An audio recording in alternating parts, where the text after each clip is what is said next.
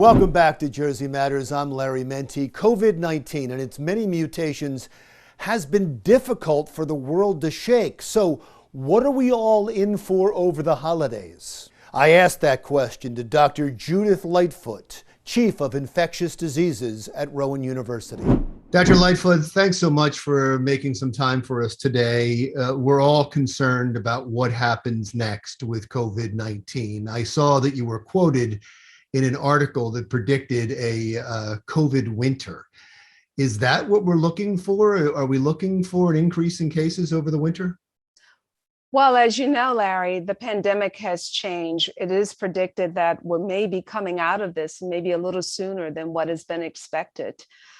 Prior to probably a month ago or 2.5 months ago, when I actually said that statement, we were in our fourth wave of this epidemic. Our hospitals were filling up again and the cases were insurmountable. But now with everyone increasing in the number of vaccinations, we may be just seeing maybe, and it's just still too early to say which way we're going because I'm actively still seeing active COVID cases. But hopefully, as the vaccine hesitancy lessens and more people become vaccinated, including our child pediatric population, once that vaccine is approved and sometime in late October, and we start to roll out that vaccination, at least with Pfizer, by Thanksgiving, maybe we will see that those cases to continue to decline. But I think it's going to be week to week.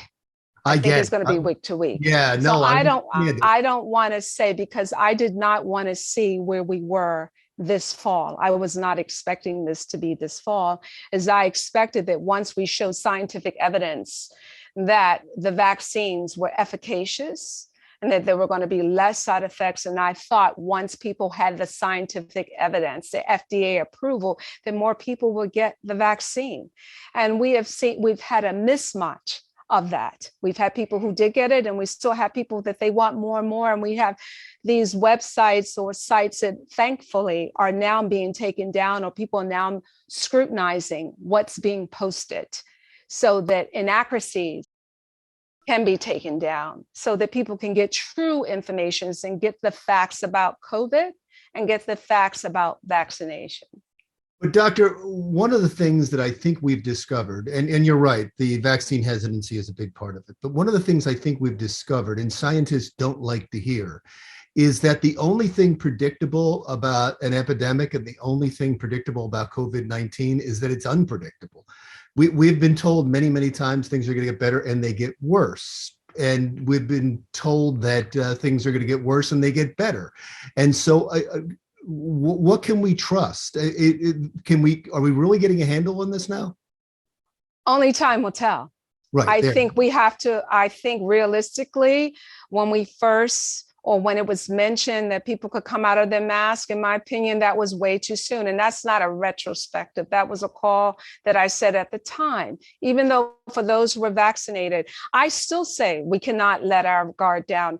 Here at Rowan University School of Osteopathic Medicine, we do not let our guards down, whether we're here at Rowan or whether we're outside of Rowan, whether you're vaccinated or whether you have your booster.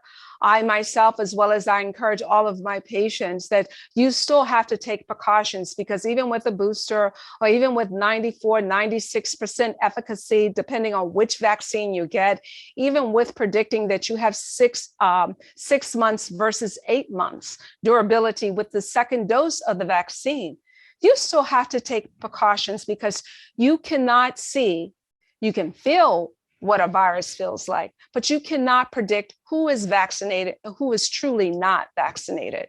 So the only protection is what we've been saying all along, is wash your hands, wear your mask, assume that everyone may be infected with SARS-CoV-19.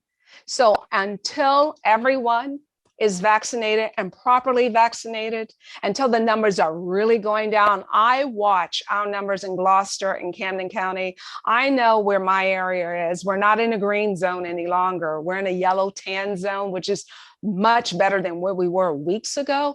But until I see where we have no cases, then I'm watching. I have the winter months to follow, We're talking about influenza, maybe more of a predictability going into this winter season. But until I see no cases whatsoever. Yeah, I get it. Let me just jump in for 1 second, because there is something stubborn that doesn't seem to match up, especially in New Jersey. It is one of the best states in the country when it comes to getting the vaccine. It's in the top 5. Our rate of vaccine is better than most of the country. And yet we have stubbornly had the worst for the longest time rate of cases, rate of deaths, and rate of transmission. I say recently because it was just last week we dropped to second after Mississippi. So what's the disconnect? If we're doing well with the vaccine and yet we still have all of these cases and deaths, how does that mesh up? That meshes up because are we really, truly vaccinating everyone? Are we in record numbers that we were seeing in the beginning? I asked every practitioner, whether an urgent clinic that's giving or whether a doctor's office or a vaccine clinic, are we still seeing people in record numbers? I still see people today. Out of the 26 people I saw this morning, about 10 were not vaccinated as of yet. And as much that I try to tell them, Larry, even relating my own experience in dealing with this deadly virus in the very, very beginning, and as to why, scientifically, why they should be vaccinated. And as an infectious disease specialist, I deal with people with all types of disease states. And some who are very immunocompromised, I'll think about it. Even though I show them what the statistics are, and with their comorbidities, and those who have no comorbidities, and show them how the virus can affect you. There is still a lingering of those who still will not be vaccinated, but it doesn't mean that I don't try with each visit. But what is the hanging point? One person flatly told me that for all of you who have been vaccinated, you're going to see a negative outcome from the vaccine. I'm like, that's hogwash. Please don't say that to me. I've been taking care of you for 20 years. You've now had COVID. That's not enough. Those antibodies, because of the mutations, I explain it all. I explain it, mutations that relate to certain other disease states that involve mutations. And I said, do you understand why I tell you to take those medications each and every day? Because you can select out for mutations.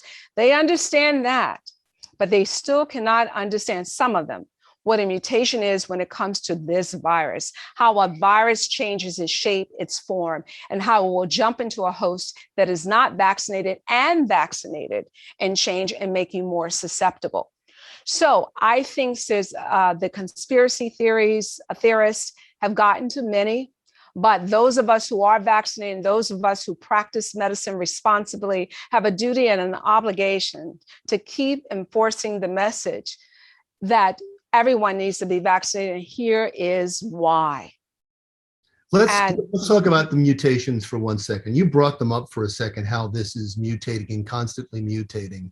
Mm-hmm. Are we missing any mutations now? I mean, where are we at now? Because I guess the fear is that it will eventually mutate to a form that is vaccine resistant. We're not there yet. We're not there yet. I have not seen or aware of any new mutations that have been on the horizon. So we have not seen any new cases of SARS-CoV-19 that any of the vaccines have not been able to cover thus far.